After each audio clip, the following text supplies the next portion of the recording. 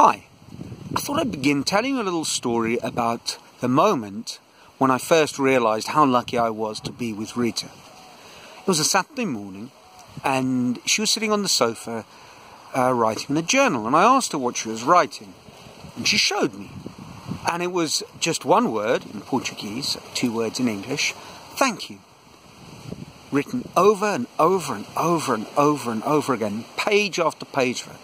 I asked her what she was doing, and she said, well, in the religious philosophy that she practiced, called Seichin-no-ye, which is an offshoot of, modern offshoot of Buddhism, they have an expression that you should say thank you 10,000 times a day. Now, that's a lot of thank yous in one day, and her way of doing this was this journal practice. And it really was just thank you, nothing else. I was amazed. I mean, I'm not saying I was an ungrateful person at the time, probably no more, no less than most people, but this was an eye-opener to me. Of course, nowadays, it's all the rage, you know, gratitude journaling and that sort of thing. But at the time, it was very novel. I'd never seen anything like it. And the more I thought about it, the more I thought, you know, how incredible it was. And even more incredible was that this person, who was so incredibly grateful, was with me. So I thought, lucky you, Neil. Don't blow it. Not this time, Neil.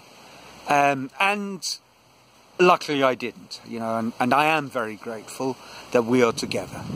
Now I thought about that when I was thinking about another little incident or story I wanted to tell you from my university days,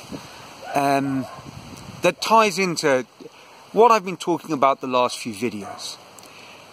I was supposed to call my parents regularly. Now, it probably doesn't surprise you that I wasn't very good at making that phone call. And this was obviously pre-internet days. Not that when the internet came about I was any better at emailing my mum and dad.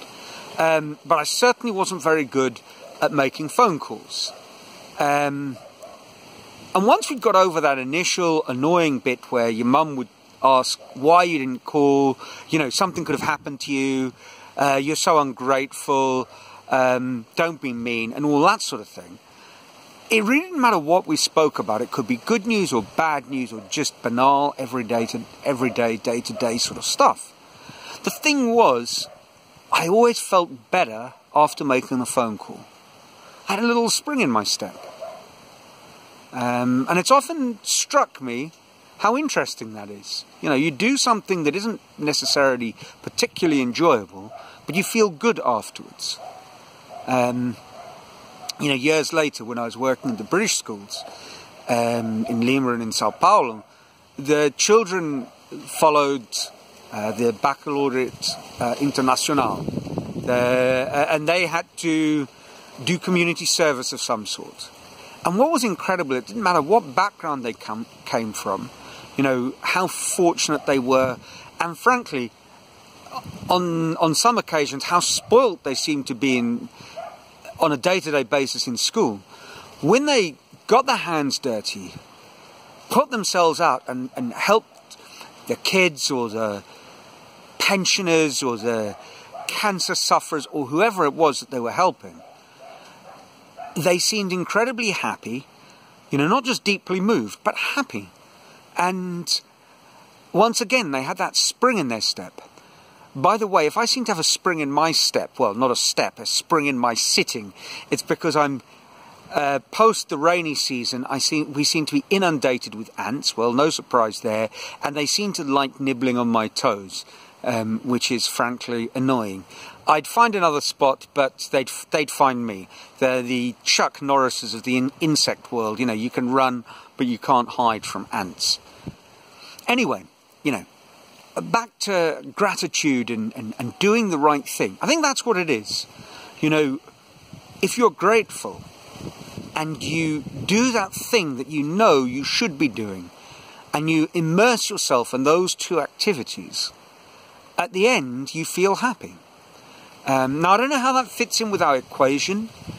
I don't know how that fits in with flow as a transformative way of being and experience. But I am certain that, you know, if we're to be deeply happy, you know, to have that joy in our lives, part of that feeling comes from being grateful, and not just saying please and thank you, but really being grateful and doing the right thing. And I think we know what the right thing is. We know what we're supposed to be doing in so many ways. We know the chores that we should be doing, and we're perhaps not. We know the people that we should be helping. We know the way we should be behaving. And on maybe a less obvious but more macro level, we know the way we should be occupying our time, and we perhaps aren't. And very often for very good reasons. You know, there was always a good reason why I didn't call my mum and dad. You know, sometimes it was a good reason, like the pig and whistle happy 5 on a Monday afternoon. Sometimes it was actually a good reason I was helping someone. Usually it wasn't a good reason. Thing is, I knew what I was supposed to be doing. I knew when I was supposed to be studying. I knew what my tasks were in university. I knew what I should be doing in terms of my family relationships. And when I did it, I felt better. And I think this is true for all of us. We have a number of inner voices, and we've got to listen to the right ones, which is easier said than done, obviously. You know, if it was an easy thing to do, well, we'd all do it. Sorry, it's that ant again, and this is a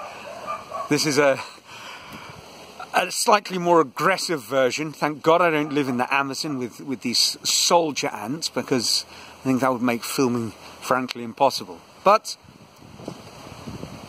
I'm grateful for the ants. They help in so many ways. You know, we are lucky to have the ants. And you know, lately I've arranged sort of doubling back to the Buddhist world, or is it the Hindus? I don't know. Probably both of them. In my workshop, I've got a number of brushes so that I can continually sweep the floor to clear the ants. Because otherwise, while I'm sitting doing my wire sculptures, you know, before long, yep, they're there on my toes, nibbling away. Anyway, I seem to have lost the thread somewhat. I guess the only way I could appropriately end this little chat is, you know, thank you for taking the time out of your busy day and listening. And, you know, I hope this was useful. Let me know what you think. And if I don't hear from you until next week or the next time, you know, have a wonderful day. Ciao.